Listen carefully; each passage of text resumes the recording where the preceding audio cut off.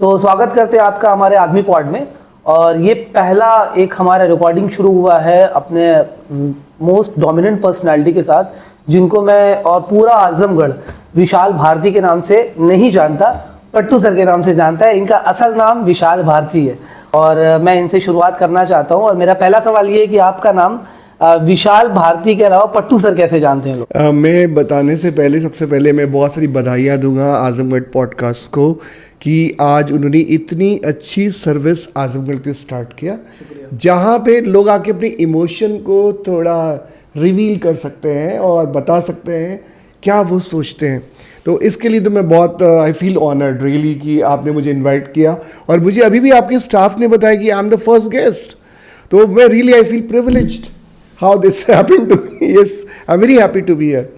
जहाँ तक मेरे पट्टू सर नाम एक्चुअली मेरे ग्रैंडफादर ने मेरा नाम पट्टू रखा था, क्योंकि मेरे घर में बहुत सारे जानवर पले थे, तो उनमें से एक तोता भी था। अच्छा। तो लोग बताते हैं, मेरी ग्रैंड मदर बताती थी कि वो जब मेरी पैदाइश हुई तो वो शायद कुछ बोलने लगा, तो मेरे दादा ने बस मेरा नाम पट्टू रख दिया। लेकिन ये पट्टू और पट्टू सर का फासला बहुत लंबा है।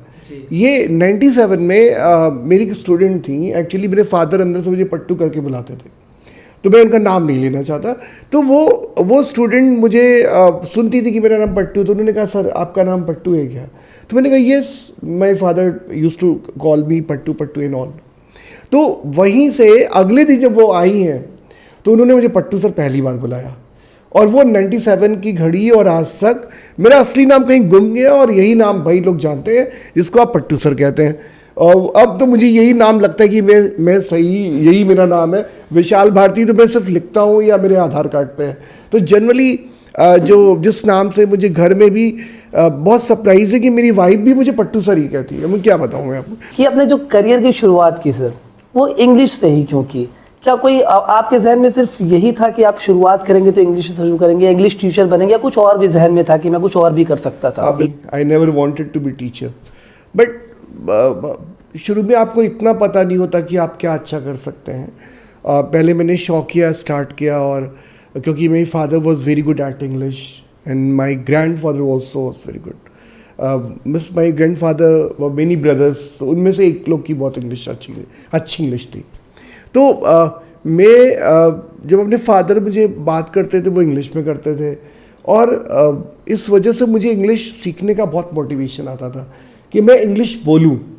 तो अगर आप उस समय की बात करेंगे, हालांकि डेवलपमेंट बहुत सारी वजहों से हुआ, लेकिन जब बिगिनिंग जो है ना, मेरे फादर थे जिन्होंने, मतलब मुझे हिंदी बहुत कम बोलते थे, मुझे नहीं पता क्यों, अब उस दुनिया में खैर नहीं, बट वो जो एक था ना कि यार इनसे कैसे मैं बात करूं, वो मुझे भोजपुरी तो मुझे बहुत कम बोलते थे, हिंदी भी कम। He used to talk me in English, और वो चीज़ ना बहुत मोटिवेट करती है यार कि चलो फादर ही बोल रहे हैं, अब क्या कर लोगे, आपको मतलब आंसर करना ही करना है। तो थोड़ा मुझे मोटिवेशन मिला कि मैं बिगिनिंग किया। मैं यहाँ पे बिगिनिंग वर्ड यूज़ करूँगा, that was only the beginning because of my father. Sir ये 28 साल, लगभग 27 साल हो गया, 28वां साल अब मेरे हिसाब से ये जनवरी में 18 जनवरी मुझे याद है, क्योंकि I am also one of the student of yours. तो मुझे लगता है कि 28 साल लगभग गुजर जाएंगे, 2-4-6 महीनों में हो जाएंगे पूरे। ये 28 साल सर कैसा रहा? कितने ऑब्स्टिकल्स आए, क्या क्या मुसीबतें, क्या परेशानियां आपने झेली, कैसे यहाँ तक का सफर आपने तय? It was full of hurdles, full of difficulties. Besides, happiness भी बहुत थी, सिर्फ डिफ़िकल्टीज़ नहीं थी, सिर्फ निगेटिव नहीं था। क्योंकि आजमगढ़ के लिए एक नया टेस्ट था, लोगों को इंग्लिश के लिए मोटिवेट करना।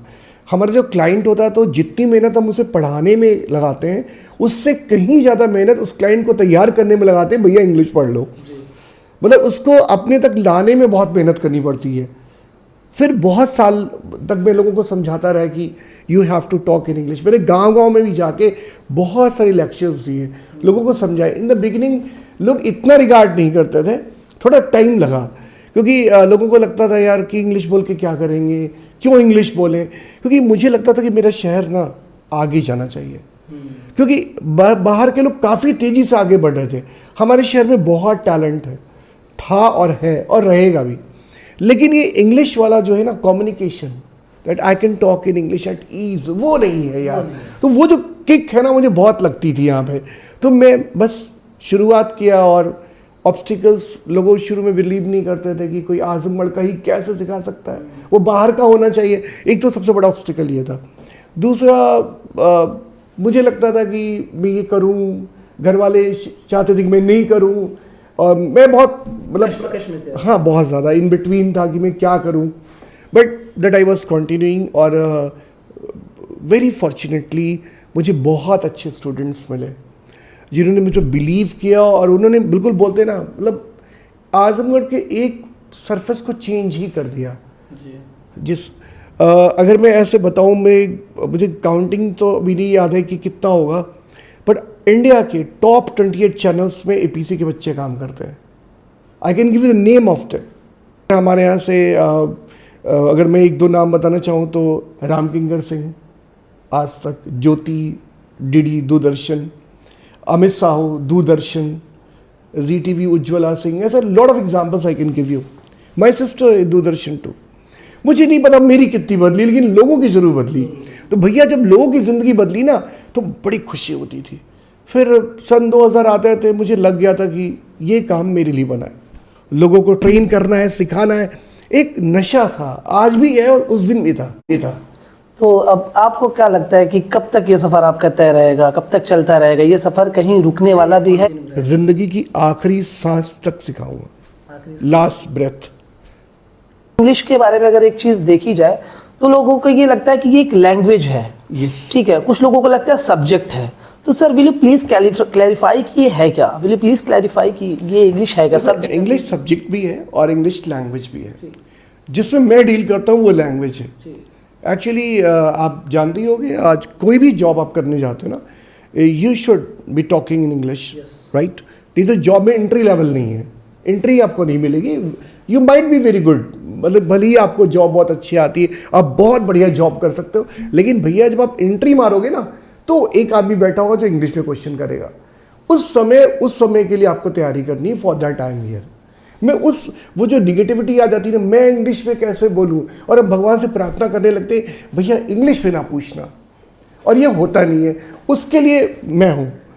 स्टूडेंट्स के पसीने छूटने लगते हैं। मैंने देखा कि शुरुआत में हम लोगों ने भी इंग्लिश क्लासेस को ज्वाइन किया, ऐसा लगता है कि हाथ पैर ठंडे पड़ जाते हैं, चेहरे का रंग फीका होने लगता है, लाल होने लगता है, पैर हाथ शिवर करने लगते हैं। सर इससे डील जब करना होता है बस स्टूडेंट को, तो अभी please give us some advice on how to deal with such activities and such problems. Guidance, revision, practice every day.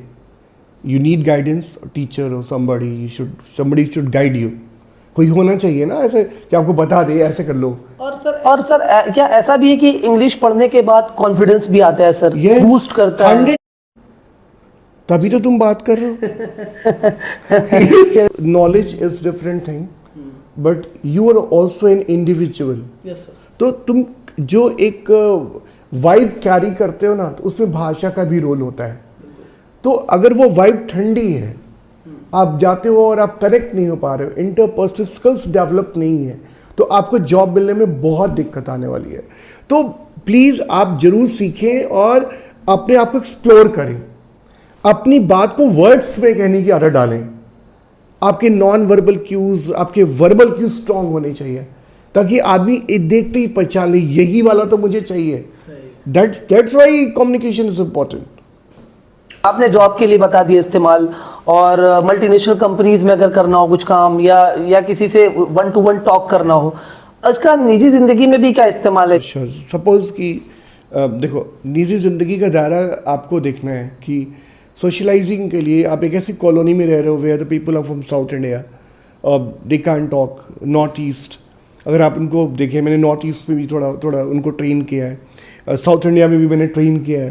तो आप देखो ना, they can not understand Hindi और Urdu, so we need to talk in English ना, नहीं तो आपका जो सोशलाइजिंग का जो दायरा है वो कम हो जाता है। इसलिए अगर मैं ज़्यादा, जैसे आप पूरी इंडिया को पकड़ लो, अगर आपको इंडिया में सबसे कनेक्ट होना है तो इंग्लिश की इंपॉर्टेंस तो है। We know already Hindi, we can talk in Hindi, we can understand Hindi is our mother tongue, this all. But connection के लिए, if your client has belongs to north India, north east, and southern part of the country like Kerala. He, I think, is unlikely to understand Hindi. अगर मैं एक line में बोलूं कि it connects the world, Of course, 100%. And if you deal with the foreign countries and abroad, you need to talk in English. में ख़ास तौर से मैंने देखा कि इसका दायरा अब सिमटने लगा है। तो सर इसकी वजह क्या रही है कि दायरा सिमटने लगा इसका? देखो, एक हर चीज़ का अप्स एंड डाउन्स आते हैं, तो दिस हैज़ बीन डाउन, कभी बहुत अप हो जाता है, लेकिन आज भी ये दिया जल रहा है। मतलब ऐसा नहीं है कि बुझ गया हूँ, लोग सीखते हैं, अभी भी आते हैं और बहुत दूर दूर से आते हैं। दे लुकिंग फॉर सर, मुझे सिखा दो।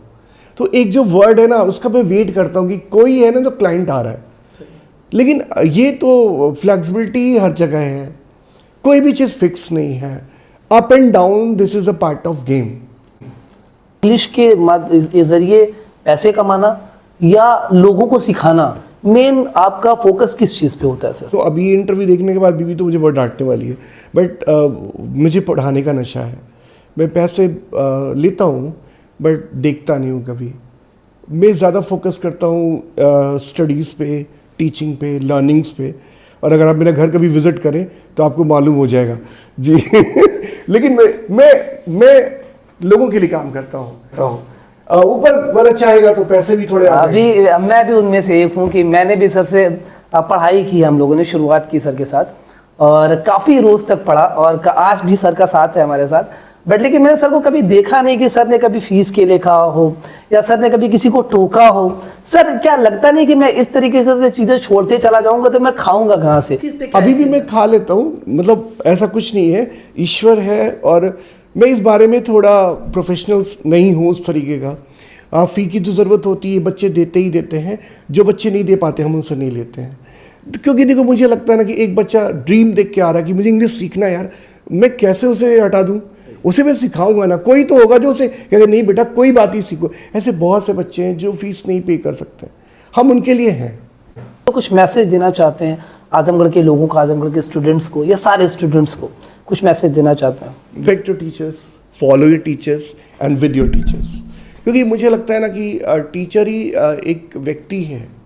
टीचर कोई जाति नहीं है, टीचर कोई मेल फीमेल नहीं है। टीचर एक मैटर है जो आपको सिखाता रहता है और उसके साथ आप ज़रूर कनेक्ट रहिए।